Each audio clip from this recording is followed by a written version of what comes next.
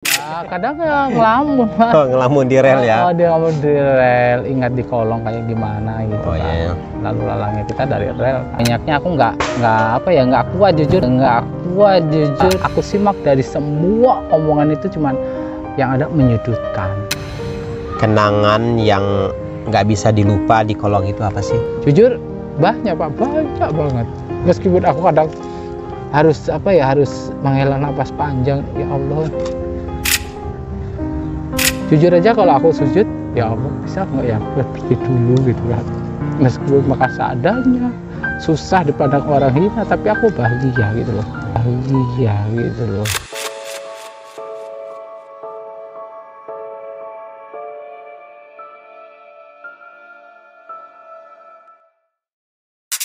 Meskipun ya jalur ibadahku belum komplit, nawaitu. Yang tadinya saya mau ibadah susah, akhirnya sekarang kan bisa. Betul. Ya kan? Ya. Dan ini contohnya ini tempat sudah nyaman bisa Ya. beribadah kan? Iya. Sangat nyaman kan? Bisa. Nah, karena mereka ini sedang berproses. Mereka sedang berproses menjadi manusia yang seutuhnya, lelaki yang seutuhnya. Jadi saya tidak memperkenankan mereka ini berbuat hal-hal yang maksiat, yang melenceng. Mereka ini dalam proses menuju kebaikan. Kita akan tunjukkan kita punya kualitas, punya kuantitas. Meskipun kita terlahir bukan dari golongan orang ningrat, kita punya kemampuan. Ya.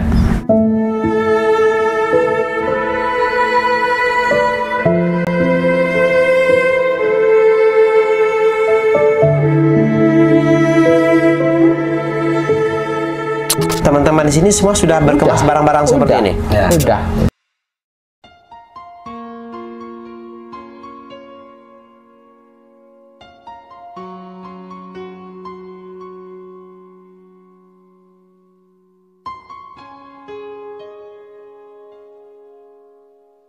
Assalamualaikum warahmatullahi wabarakatuh. Selamat datang di Titik Asa dalam aksi nyata berbagi rasa, menebar asa.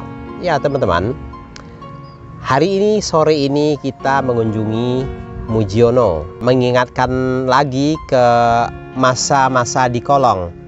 Ini view-nya tuh ada rel kereta api, persis seperti di kolong.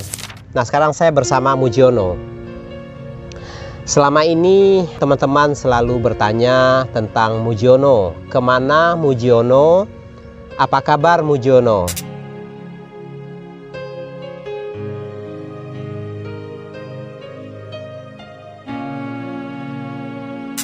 Nah sekarang langsung aja kita bertanya ke orangnya sendiri. Ini netizen banyak yang bertanya apa kabar Fani Mujiono. Ya alhamdulillah kabarnya sehat. Alhamdulillah sehat. Udah kesehatan sih normal. Ya seperti hari-hari biasa aja Pak. Biasa ya? Biasa. Aktivitas apa nih sekarang? Ya aktivitas masih seperti yang aku bilang dulu. Ya masih aku ngamen. Kalau ngerongsok karena posisi di sini susah untuk menaruh barang, jadi enggak. Oh, jadi enggak ada ngerongsok? Enggak. Aku cuman ngamen. Ngamen udah. Paling ya ada pun pengen sih yang lain, cuman belum aku kerjain. Ada tawaran dari Kampung Telu kemarin kan, temen. Cuman aku belum lihat gitu loh. Apa itu? Tawaran kerja. Dia kan rencananya kan mau bikin rumah kecil-kecilan gitu kan. Aku jawab mungkin lah ntar aku pulang dari kampung lah, ya udah gitu. Ya paling aku ngaduk semen, angkat batu bata, batu gunung. Tapi saya lihat nih secara fisiknya sehat. Iya alhamdulillah. Sehat ya. Alhamdulillah. Bukan hanya fisik, tapi kita bisa membaca air muka orang. Terlihatnya kamu bahagia. Iya bahagia ya, sedih ya seneng gitu aja. Senang ya. Jadi meskipun ada kesedihan, dikesampingkan dulu. Iya. Munculkan kebahagiaan. Iya. Oke. Nah banyak yang bertanya nih, di mana Mujiono sekarang? Ya tetap masih di kota Cilegon masih, cuman ya nggak di tempat yang kemarin lah. gitu. Ya masih di kota Cilegon. Masih di kota Cilegon ya. Masih. Dan suasananya juga nggak jauh-jauh dari rel ya? Iya, nggak jauh dari rel. Nggak jauh dari rel. Jadi bosen di rumah, lari ke rel ke danau. Oh ya, ini sih di sini nih juga ada danaunya. Tapi ke rel ngapain? Ya kadang ngelamun. Oh, ngelamun di rel ya? Oh, dia ngelamun di rel, ingat di kolong kayak gimana gitu Oh, kan. iya. Lalu lalangnya kita dari rel kan. Ya, karena bagaimanapun juga banyak kenangan ya di kolong itu ya. Banyak. Saking banyaknya aku nggak kuat jujur. Mau dibongkar aku buru-buru pergi. Setelah dibongkar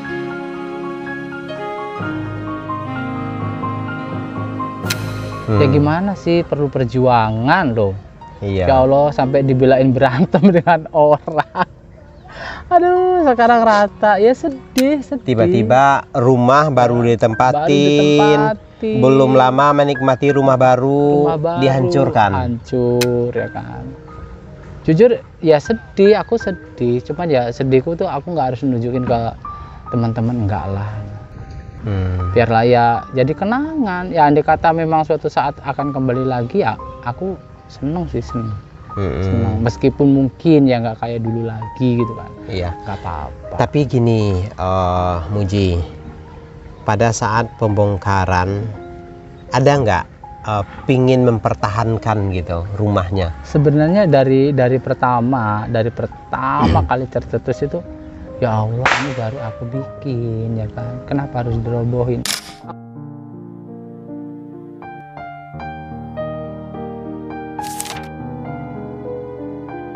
Titik terangnya apa sih gitu kan.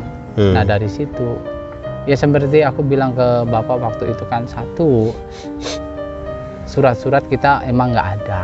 Kedua, aku simak dari semua omongan itu cuman yang ada menyudutkan. Jadi emang kesalahan satu ada di kita, tapi kita nggak bisa menyadari kesalahan itu loh. Nah itu aja. Cuman ya teman-teman ini kan nggak menyimak intinya apa ini yang harus diperbarui, yang didandanin gitu loh. Aku jabat langsung kok sama Pak Lurahnya, Pak RT-nya. Ya aku tatap mata sorotnya, aku cuman baca. Ya mereka nggak mampu gitu loh, nggak mampu untuk mempertahankan yang menjadi hak kita, itu nggak mampu. Pada saat pembongkaran, Muji, itu kan material-material sebenarnya bisa diselamatkan ya, bisa diselamatkan kayak atapnya, dinding, kayu-kayunya gitu. Aku waktu itu kan pernah konfirmasi bagaimana caranya kita nyelamatin gitu kan. Nah waktu itu aku udah bilang, gimana ini yang segede itu kalau aku sendiri nyopotin, aduh nggak keburu gitu. Sedangkan haminnya aja tinggal 2. Nah waktu itu kan libur pas sama tanggal merah, hari Seninnya kena. Ya udahlah. Aku sempat hubungin temannya di sana, ya udah roboh pas sekitar jam 12 jam 13-an lah itu. Ya Allah, ya udahlah. Ketimbang aku pingsan, ya udah aku sama si Ita, ya udahlah, mungkin udah garis tangan kita di sini. Ya udah, pas kelarnya baru jam segini aku di atas jembatan itu. Ya aku cuman terpaku, nggak banyak komen. Aku cuman duduk terdiam, terpaku udah. Aku cuman ya mungkin yang masih bisa diselamatkan mungkin bagi orang-orang yang butuh.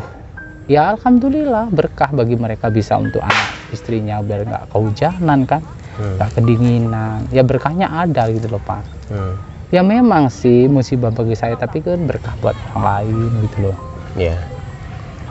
Nah bicara nih tentang kolong nih, tiba-tiba kalian terusir dari kolong secara sepihak nih. Tentunya di sana itu udah banyak sekali kenangannya. Banyak sekali kenangan yang nggak bisa dilupa di kolong itu apa sih? Ya kebersamaan aja ya. Kalau aku kata kasarnya sakit, kalau aku seneng nggak punya duit, nggak bisa makan, ya ada aja jalannya gitu loh. Entah itu kata kasarnya dengan Jumat berkah, kata kasarnya dorong gerobak. Jujur banyak Pak, banyak banget. Meskipun aku kadang harus menghela napas panjang, ya Allah.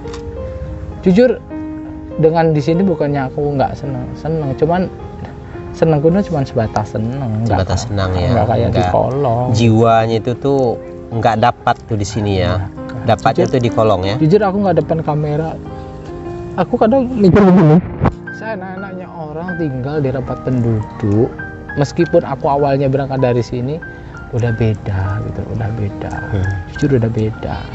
Aku bilang sama Majuri, andai kata memang aku tidak mampu, setelah aku pun pulang nanti aku siap kok jadi eker.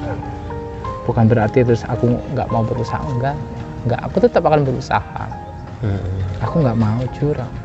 Udah kita ini hidup susah, kata-kata terbebani dengan apa yang ada sekarang, tuh berat banget. Jujur kemarin aku cuma sama si Lulu berdua Pak, pagi banget setengah 8. Di mana? Di atas jembatan. Oh, di jembatan menunggu Jumat Berkah. Kataku, lu kok nggak ada nasi ya? Si Lulu juga ngamennya juga lagi nggak dapat duit kan. Ya udah pas aku punya duit 12.000 kan. Sana lu beli nasi dulu. Ya udahlah beli aku apa nasi kan gitu. Tapi ya udah. Sedih, cuman ya sesedihnya di sini masih enaknya di sana lah. Kalau di sini kan boleh dikatakan kayak hidup di komplek. Kayak di komplek ya. Membaur dengan masyarakat biasa ya. Oke. Jadi ketika hidup di kolong itu kebersamaan dengan teman-temannya, memasak bareng, makan bareng, meskipun makannya itu hanya apa adanya. Terkadang memetik sayur yang ada di kebun. Kemudian hanya dengan menggoreng tempe, tahu tempe, ikan asin, udah rasanya udah nikmat ya. Karena di situ dapat momen kebersamaan. Ya. Jadi makan apapun enak aja. Gitu. Ini mungkin itu yang tidak bisa dilupakan momen ketika di kolong ya. Makanya sekarang itu kadang ya Majuri di mana, anak-anak di mana gitu kan. Cuman ya kadang mereka kan punya punya alasan tersendiri gitu kan. Bukan nggak berarti aku terus nggak mau main ke tempat Majuri, ke tempat anak-anak, enggak. Aku sendiri juga lah mau kemana. Iya, jadi teman-teman, semenjak penggusuran di kolong, mereka ini berpencar. Mujono mengontrak di sini, di lokasi ini masih di dekat rel. Kemudian Majuri juga di sana, jaraknya cukup jauh dari Mujono. Jauh.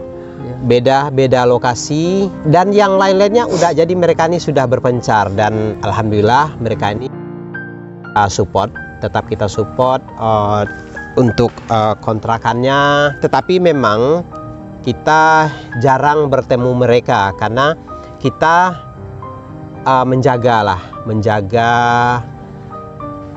tidak mau terlalu mengekspos Mujono CS, tidak mau terlalu mengeksposnya. Jadi ini karena sudah terlalu banyak yang bertanya kemana Mujono, kangen sama Mujono ya akhirnya. Dan kebetulan tadi Mujono juga menghubungi kita, kangen sama Pak Asril, pengen ngobrol-ngobrol, makanya kita kesini.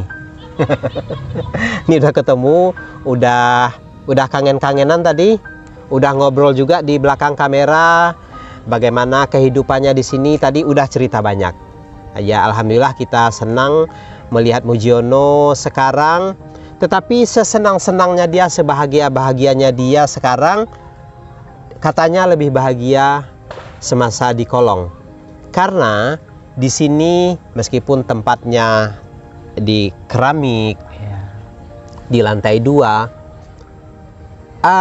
rasa yang dulu itu sudah hilang rasa yang dulu, rasa yang pernah ada, rasa yang pernah ada dengan teman-temannya itu hilang ya. Sekarang ini seperti yang Mujono bilang tadi, di sini nggak ubahnya seperti tinggal di komplek. Jadi ya tegur sapa seperlunya. Jadi nggak kayak kita di sana bener-bener satu sama lain itu merasakan. Kalau di sini kan enggak. Iya. Intinya kalau kita nggak jalan ya sudah, lapar itu pasti. Iya. Kalau di kolong memasak itu satu Ya. panci besar Iya. buat makan rame-rame. Buat makan gitu. rame-rame. Nah, Meskipun- misalnya nih saya salutnya mereka nih gini. Ketika nih ada satu nih yang ngamen, itu dia beli ini tuh, beli bahan, misalnya beli sayur ataupun beli ikan asin buat dimakan rame-rame gitu. Nanti giliran dia nih ngamen juga, dia beli juga. Jadi mereka ini saling ini aja, saling bergantian aja gitu. Kompak, kekompakan mereka ini cukup terjaga nih ketika berada di kolong. Nah, ini ngomong-ngomong nih, ketika bicara dengan kolong, ya, hal terberat apa atau hal tersedih apa yang kamu alamin di kolong itu? Ya, yang sedih bagaimana saya harus menyikapi hidup waktu pas saya di mana saya sakit. Jujur kemana saya ini mencari arah. Ya alhamdulillah ya, dari teman-teman itu terbuka gitu loh Pak. Jadi jiwanya itu nggak berpihak, nggak memilih gitu loh. Suatu saat juga mungkin saya bisa seperti kamu. Jadi mereka tuh dorongan semangatnya tinggi gitu loh. Jadi bagi aku ya sangat-sangat susah. Meskipun kata kasarnya ada rasa jengkelku, rasa sakitnya, ya Allah diomongin susah. Tapi kembali lagi, ya Allah mereka tuh teman saya. Aku pernah malam-malam ke sana ngecek, ya Allah. Sampai aku tidur sebelahnya Mak Juri. Itu uring-uringan lah, pastilah kayak kucing sama anjing gitu kan. Berebut apa selimut. Tapi ya dewasa Mak Juri. Aku ini udah dingin loh Jur, mana selimutnya sih? Ya udahlah, dia mengalah akhirnya kan. Ya kangen seperti itu. Jujur di sini walaupun katanya anget, tapi nggak ketemukan kayak yang dulu gitu loh. Apalagi kalau melihat rumahku masih baru, ya kan, masih aku menata diri. Udah, ya Allah. Jujur aja kalau aku sujud, ya Allah bisa nggak ya seperti dulu gitu kan. Meskipun makan seadanya, susah dipandang orang hina, tapi aku bahagia gitu loh. Di sini walaupun aku kata-katanya tempat bagus, air tinggal muter ya kan, tapi kok aku nggak menemukan kebahagiaan seperti dulu. Jujur aku kemarin juga ada aku, Regina, semuanya lah ya. Cuman aku kangen lah begini, yuk kita tidur bareng yuk lagi di kolong. Yuk curang, nggak dingin gitu kan. Dia tahu kalau aku dingin kan otomatis gatel gitu kan. Kamu nggak alergi lagi? Enggak lah. Cuman ya hampa aja gitu kan. Karena mereka mau aktivitas pulang, ya udah, aku ikut lah. Yang aku kangen tuh begini loh. Memang Mak Juri ini kadang orangnya temperamen, tapi di sisi lain tuh kan ngomong gitu loh. Iya betul. Kangenku di situ gitu loh. Memang menurutku jahat, tapi kalau aku lagi kangen, nggak kayak seperti di sini. Aku manja-manja masih apa, ya kan? Nggak bisa. Meskipun terbilang kata kasarnya, bila aku beli nasi kan, tetap aja aku makan. Ya Allah, pernah makan enggak ya gitu kan? Kayak Regina kemarin. Apaan? Kamu nggak kangen? Ya kangen, cuman gimana? Ya udahlah, orang dapat nasi satu, ya udahlah pagi emang yuk makan yuk. Ya udahlah, kamu makan dulu lah. Ya di situ kangennya aku. Iya. Jadi teman-teman dari Asa, di saat mereka ini ingin menata hidup ke yang lebih baik, mereka diberhentikan. Ya, mereka digusur, nggak ada ampun, harus bubar dari kolong. Bahkan rumah yang atas sumbangan teman-teman Detik Asa yang kita bangun, bolak-balik ke kolong, dia jadi kulinya bangun rumah gitu, dihancurkan secara sepihak. Itu yang bikin kita sedih. Melihat itu, bagaimana perjuangan kita membuat rumah itu, tetapi seketika itu rata dengan tanah. Nah, itu yang membuat kita sedih dengan rumah tersebut. Dan juga kita lagi mengajak mereka ini, seperti yang saya omongin yang sudah-sudah, bahwa mereka ini menata hidup yang menjadi orang yang lebih baik ya. Tetapi semua itu awalnya kita mau membuat musola biar kita bisa ngaji bareng, kita sholat berjamaah gitu. Tetapi keinginan kita itu jadi jadi tidak bisa kita laksanakan ya. Dan teman-teman Detik Asa juga sudah antusias, tapi cita-cita kita jadi terhenti sampai rumah itu dirobohkan. Itu akhirnya orang-orang Kolong berpencar menyelamatkan diri. Mujono tinggal di sini, Majuri di sana, Lulu masih dia masih bertahan di Kolong. Masih bertahan di Kolong. Nah, ini yang sebenarnya yang sangat kami sesalkan ini si Asep ini. Padahal pertemuan kita terakhir dengan Asep, kita melihat Asep berada di jalan di flyover. Saat itu kita sudah menyarankan Asep alias Lulu untuk ngontrak dan kita fasilitasi dan kita danai. Dan dia juga sudah berjanji ingin akan pindah malam hari nanti gitu pada saat itu. Tetapi hingga saat ini ternyata Asep Gunawan ini masih berada di Kolong. Dan itu di bawah, persis di bawah flyover ya. Iya. Nah, menurut cerita Mak Juri kemarin bahwa sekarang kan musim hujan. Iya. Berada di Kolong itu mereka tuh tidur kebasahan. Iya, Pak.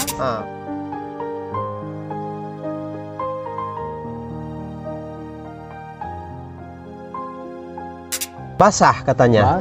Basah ya. Karena itu tempias ya, karena air ke bawah angin, tempias. Iya. Basah, kasihan. Jadi banjir-banjiran mereka ini, basah-basahan ketika hujan turun. Nah, sekarang si Asep Gunawan di sana, dia ternyata belum ngontrak. Usut punya usut, ternyata uang kontrakan yang kita kasih dibayarkan ke hutang. Kalau masalah si Asep, yang aku tahu, yang dia bilang, ya aku cuma nanya ya Pak. Kata aku, bukannya kamu udah ketemu Pak Asril, udah untuk dipindah rumahkan? Iya, orang bayar utang. Kok bayar utang? Itu duit kan buat rumah. Masalah utang kan bisa ketemu. Kenapa? Kamu orangnya susah sih. Dari pertama aku ngejob goyang sampai pinggang patah. Kok aku bilang, ayo ikut dengan saya. Sekarang kayak begini gimana?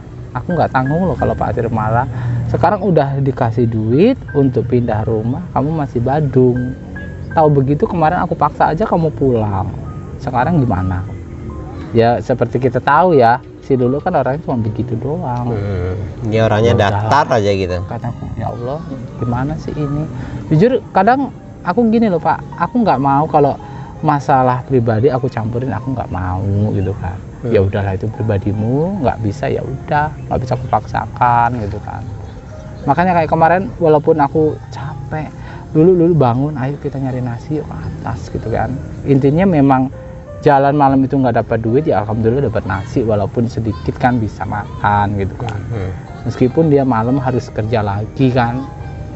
Dan sekarang kan nggak ada si Rijal, otomatis kemana-mana sendiri gitu. Aku juga kepikiran, cuman kan susahnya ini loh untuk ditata kembali. Iya. Bukan nggak mau ngajak. Oh, jadi dia sekarang sudah sendiri ya? Iya, sendiri. Oh, sudah sendiri. Kataku, ya, syukurlah. Kalau kamu untuk pulang ke Rangkas, gimana jalan keluarnya ini? Sedangkan Mak Juri sendiri kan jauh gitu kan. Aku juga pas pulang, ya Allah ini kalau hujan atau ya untungnya kan ada tebeng ya, hasil berapa biji itu kan. Ya udah pakai aja dulu. Kasusnya pakai, tapi ya tetap lah namanya dingin, aku diri merasakan tetap di situ. Basah ya? Tetap basah lah, nggak mungkin nggak basah. Antara kamu sama Asep Gunawan ini memang sahabat ya Pannya? Ya gini loh, aku kenal dari Asep ini sebelum aku ada di sini. Masih aku di Serang dulu.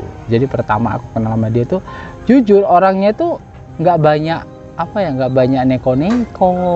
Dengan temen itu dia tuh baik sebenarnya tuh baik banget. Makanya aku bilang kalian kenal si Asep ini baru-baru ini. Saya masih zamannya masih di Rangkas loh. Rangkas, masih bolak-balik ke Rangkas. Makanya aku bisa mengatakan bagaimana tipikal dia. Aku tahu. Makanya aku waktu pas Bapak bilang dua orang bisa satu gubuk, nggak apa-apa. Dulu masih bisa aku omongin. Masih arahin ya. Aku arahin. Karena aku tahu jiwanya anak itu, saya tahu persis benar. Tapi ngomong-ngomong nih si Asep ini, sekarang kan sepertinya rada datar itu ekspresinya. Apakah dulu begitu atau semenjak dia kecelakaan? Iya, semenjak dulu tipenya itu tipe pendiam, tapi dia kalau dipinta tolong sama teman, dia giat orangnya. Giat, cepat gitu ya. Cepat, tangkas. Ya mungkin setelah kejadian tabrakan jadi seperti itu. Oh, gitu ya. Jadi sebenarnya jiwanya gini, Pak. Kalau dia punya sesuatu nih, kayak makanan gitu ya, dia tanpa harus dipinta ngerti. Cuman cara si peminta ini kayak gimana dulu gitu loh. Dia bisa dengan seseorang apabila dia nggak lebih dari dia sifatnya gitu loh. Makanya kalau dengan aku, jujur aja, aku punya apa, lu belanja aja, kamu yang masak ya, capek, ya udah jalan. Lu masak ini ya lu ya, ya udah jalan. Tapi kalau dengan yang lain, anti, apalagi suara keras mengatakan si ini si itu, oh dia nggak mau, nggak bisa anaknya untuk dikerasin, nggak bisa. Makanya kalau dengan aku paling ya cuma bercanda gitu kan, kadang lu kapan ya kita bisa kayak dulu di Serang ya, kamu masih tinggal di Karanghantu sering bolak-balik, aku tinggal di Cigabus gitu kan, ya mengenang masa lalu aja gitu ya Pak. Kadang iya ya aku menangkap raut wajahnya, ya Allah anak ini kadang sedih, jujur sedih. Tapi di pertemuan kamu yang terakhir bersama Asep, rencana dia apa? Rencana apakah masih tetap di situ atau bagaimana? Enggak, sebenarnya gini, melakukan pendekatan dengan si Lulu ini sebenarnya ada orang yang pihak ketiga yang harus bisa mastiin dia pulang sebenarnya. Karena tipikal dia ini orangnya bisa sinkron tapi dengan jiwa yang lembut, nggak bisa kasar, nggak bisa. Aku cuma bilang, lu berdoa aja, suatu saat aku bisa balik lagi ke sini, aku punya kerjaan, kamu kok aja mau nggak lu? Aku mau cuci piring kayak apa kayak, sebenarnya mau anaknya. Anaknya nggak pembangkang, enggak. Saya tahu persis jiwanya Asep, saya tahu. Dari segi makanan dia juga nggak bisa, dari segi keuangan juga dia kalau punya nggak pelit. Makanya kalau ada teman-teman bilang salah loh, kalian kenal dia baru hari-hari ini, aku udah bertahun-tahun. Cuma karena dia itu nggak, bahasanya nggak lancar, gitu loh. Sebenarnya anaknya giat anaknya. Orang di sini juga dulu kan beredeng dengan aku, karena aku kenal mereka nggak sehari 2 hari gitu loh. Sampai aku mau dibawa ke Rangkas kan aku nggak mau dulu. Enggak. Kamu pernah ke tempat dia di Rangkas sana? Belum pernah ya? Enggak. Padahal waktu itu kan saya pernah ke sana ya. Saya ke sana mencari keluarganya. Keluarganya menerima. Iya. Tapi dengan satu syarat, dia betul-betul menjadi Asep Gunawan. Iya, nggak boleh dandan, nggak boleh berpakaian perempuan. Makanya aku bilang kemarin kan gini sambil bercanda, kamu dibalikin sama Pak Asril nggak mau dikasih modal, kamu bisa jualan sebelah apa tadi sana, sedang begini jadi beban. Ya tahu sendiri, aku kan kalau lagi ngoceh kan perasaanku udah menjadi seorang emak gitu kan. Iya aja kamu ini, mau tak kamu dipulangin? Tapi ntar gimana di sana? Ya kamu kerja, jualan apa di sana? Iya. Cuman iya. Padahal di sana, di kampungnya itu enak loh. Sumber air itu, gede, ini banyak, bagus gitu. Iya, cuman dia itu emang posisinya saat ini emang harus ada temen yang ada temen yang menemani gitu loh. Makanya kayak kemarin kan, walaupun semabuk apa dia pulang ngamen, kalau aku udah diem sampai pagi pun bangun, lu masak apa ya kita lu? Sayuran, aku nyari ya sekiranya nggak asam urat kambuh. Oh iya udah, kamu beberapa sana lu. Ya cuman aku berdua bertiga sama Rizal aja, yang lainnya paling masak sendiri gitu kan.